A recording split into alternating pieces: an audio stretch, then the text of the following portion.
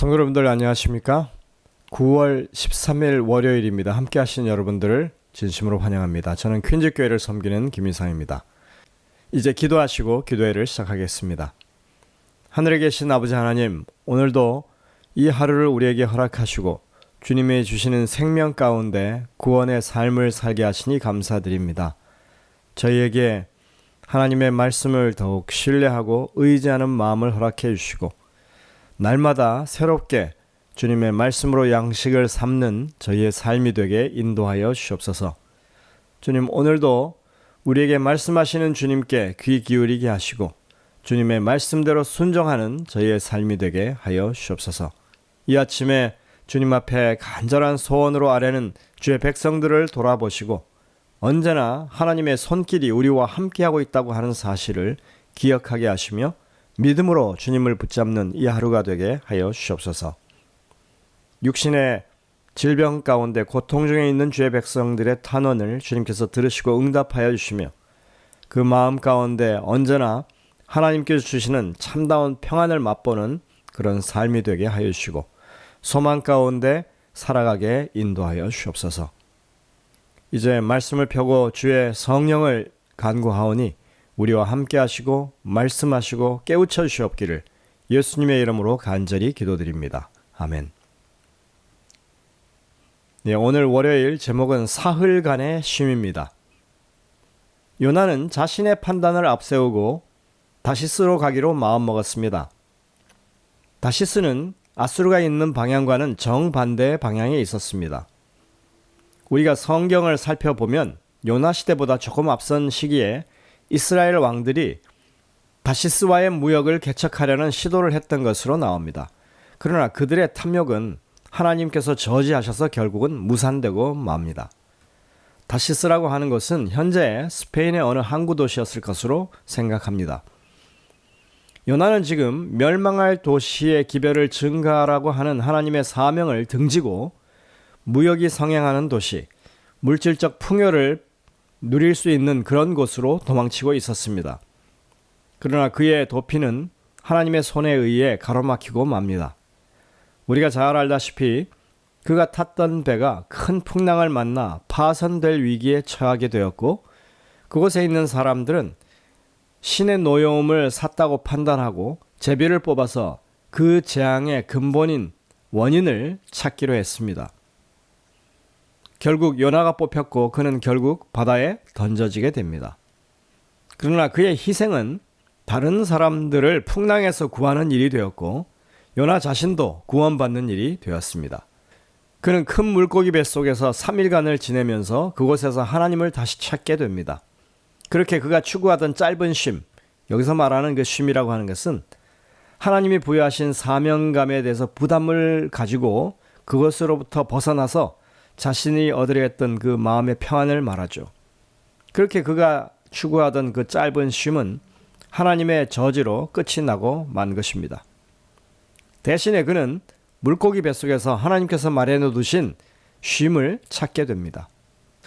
사흘간 물고기 뱃속에서 머물게 되고 나서야 요나는 비로소 그가 얼마나 하나님께 의존적인 존재인지를 깨달았습니다.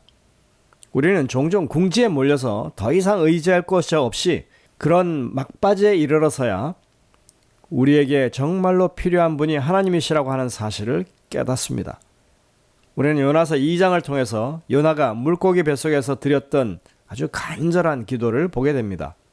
어떤 기도였는지 잠시 살펴보겠습니다.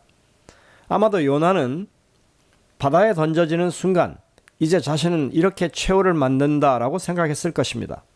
그러나 하나님은 물고기를 준비하셨고 요나를 그 죽음의 폭풍 속에서 안전하게 건져내셨습니다.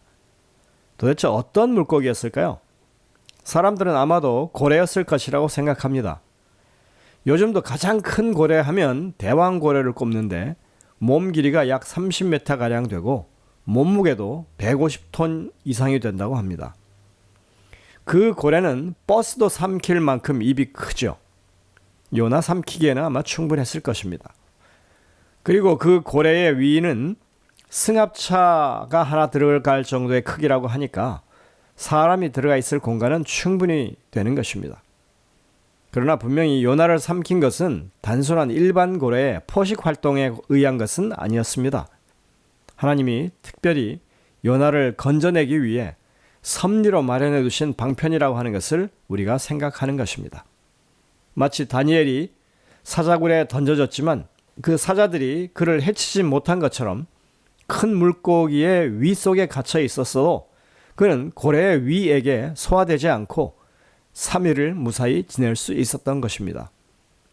그런 초자연적인 현상으로 그는 자신이 생존한 것을 하나님께서 그 손길로 구원하신 것이라고 확신하게 되었고 하나님께 간절한 기도를 드리는 것이었습니다. 우리가 요나의 기도를 들여다보면 그가 비록 깊은 바닷속 매우 위험한 상황 속에 빠졌지만 그가 하나님의 손길로 구원받았고 이제 그는 하나님의 성소를 향해서 그 마음을 돌리고 있는 것을 알 수 있습니다. 그는 그곳에서 주의 성전을 바라보고 있습니다. 요나서 2장에 이렇게 말합니다. 내가 말하기를 내가 주의 목전에서 쫓겨났을지라도 다시 주의 성전을 바라보겠다 하였나이다. 물이 나를 영혼까지 둘러싸우며 깊음이 나를 애워싸고 바다풀이 내 머리를 감쌌나이다. 내가 산의 뿌리까지 내려갔사오며 땅이 그 빗장으로 나를 오랫동안 막았사오나 나의 하나님 여호와여 주께서 내 생명을 구덩이에서 건지셨나이다. 그는 지금 바다에 빠졌을 때 상황이 얼마나 험악하고 위급한 상황이었는지를 이렇게 묘사합니다. 그리고 이렇게 말합니다. 내 영혼이 내 속에서 피곤할 때 내가 여호와를 생각하였더니 내 기도가 주께 이르러 싸우며 주의 성전에 미쳤나이다. 요나서 2장 4절부터 7절에 있는 말씀입니다. 이 기도문 내용을 보면 그가 바다에 던져졌는데 구원받은 상황을 중심으로 앞뒤에 성전에 계신 하나님께 대한 그런 내용이 나옵니다. 이것은 이 기도문에서 하나님의 성전이 핵심 단어라고 하는 것을 보여줍니다. 성전은 지금 이 순간 요나의 기도의 초점이고 모든 기도의 중심입니다. 구약에서 하나님을 발견할 수 있는 곳은 오직 한 곳뿐입니다. 그분이 그 성소에 계시는 것입니다. 성소는 기도의 중심이며 하나님과 교통하는 장소입니다. 성소는 구원의 중심이고 그곳에 하나님이 계십니다. 성소는 죄악 세상을 구원하기 위한 하나님의 야전 본부입니다. 그리고 산성이고 요새입니다. 요나는 하나님의 구원하심을 성소 안에서 일어나는 일로 지금 확신하고 말하고 있는 것입니다. 그리고 요나가 이 기도에서 성소를 언급할 때 그는 예루살렘 성전을 언급한 것이 아니었습니다. 그는 이렇게 기도하죠. 내가 여호와를 생각하였더니 내 기도가 주께 이르러 싸우며 주의 성전에 미쳤나이다. 하나님이 계신 곳, 우리의 기도를 들어주시는 곳, 이것은 지상성소가 아닙니다. 결론적으로 요나는 하늘에 있는 성소에 관한 이야기를 하고 있는 것입니다. 그곳이 바로 요나의 소망이 있는 곳이고 하나님께서 계시고 그분께서 허락하시는 구원이 이르러 오는 곳이기 때문입니다. 그래서 그는 이렇게 외치죠. 구원은 여호와께 속하였습니다. 요나가 깨달은 아주 귀중한 진리 여기에 있습니다.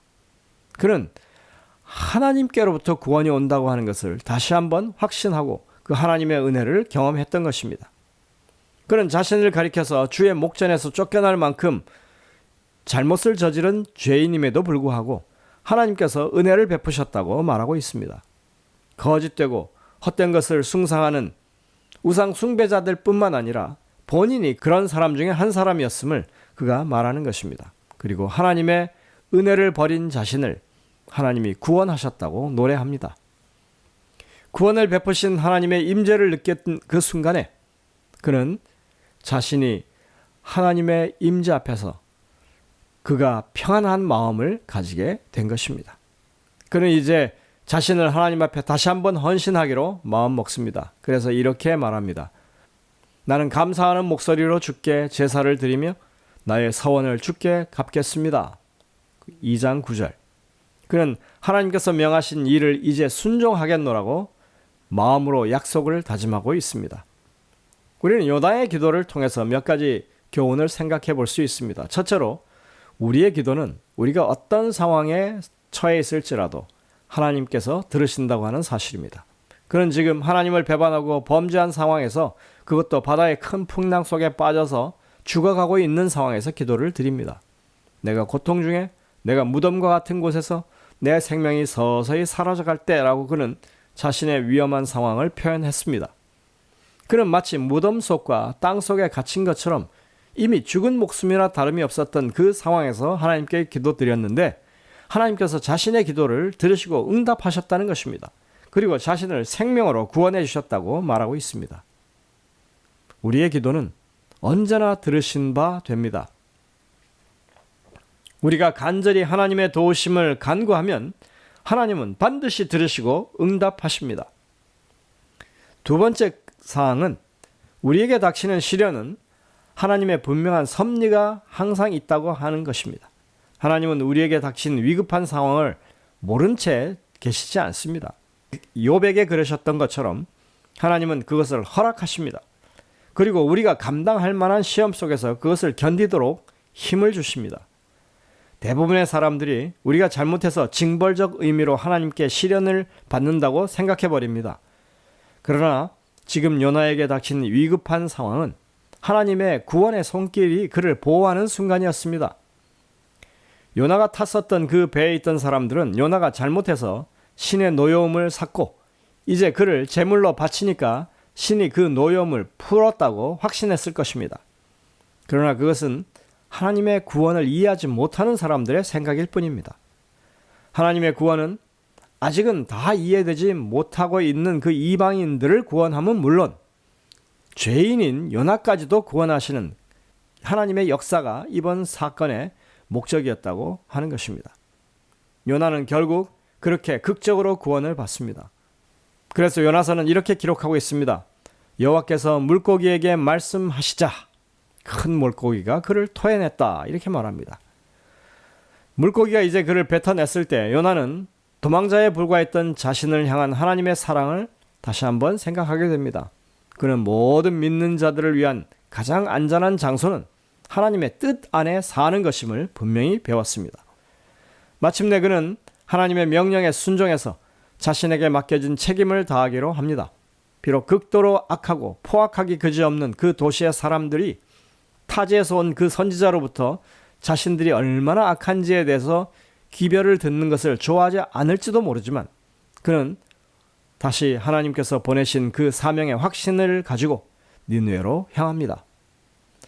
오늘 영감의 교훈에 보면 이렇게 말합니다. 마침내 요나는 구원은 여호와께 있다는 사실을 배웠습니다. 구원하시는 하나님의 은혜를 깨닫고 회개함으로 구원에 이르렀습니다. 요나는 깊은 바다에서 그 위험 속에서 놓여나 육지에 내동댕이 쳐졌습니다. 다시 한번 하나님의 종은 니느웨를 경고하라는 사명을 받았습니다. 이번에는 요나가 의문을 제기하거나 의심하지 않고 지체 없이 순종했습니다. 그는 여호와의 말씀대로 일어나서 니느웨로 갔습니다. 선지자왕 269. 요나서 3장 1절부터 3절에 이렇게 기록하고 있습니다. 여호와의 말씀이 두 번째로 요나에게 임하니라. 이르시되 일어나 저 큰 성읍 니느웨로 가서 내가 내게 명한 바를 그들에게 선포하라 하신지라. 요나가 여호와의 말씀대로 일어나서 니느웨로 가니라. 여러분들, 오늘 우리의 삶이 하나님의 말씀대로 순종하는 그런 삶이 되기를 간절히 바랍니다. 말씀하신 대로 그대로 즉각적으로 움직일 수 있는 순종하는 그런 하나님의 백성들 모두가 되시길 간절히 바라면서 말씀을 줄입니다. 기도하시겠습니다. 하늘에 계신 아버지 하나님, 오늘도 저희들이 하나님의 말씀 가운데서 우리의 삶의 지침을 분명하게 보게 하시니 감사드립니다. 하나님의 은혜가 얼마나 우리를 크게 구원하고 계신지, 우리의 삶에 가까이 계신지를 기억하게 하시고 우리가 어떤 형편에 처해 있든지 주님을 신뢰하고 붙잡는 이 일에 실패하지 않도록 주님 인도하여 주옵소서. 요나가 기도했을 때 비록 죄인의 기도지만 들으신 주님께서 우리의 기도를 오늘도 들으신다고 하는 것을 저희가 기억하게 하시고 주님을 굳건하게 신뢰하고 주님의 말씀대로 행하는 저희 모두가 되게 인도하여 주옵기를 예수님의 이름으로 간절히 기도드립니다. 아멘. 네, 여러분들 오늘도 이 주신 말씀들을 깊이 묵상하시면서 주님의 음성을 듣게 되시길 바랍니다. 저희들은 내일 다시 뵙겠습니다.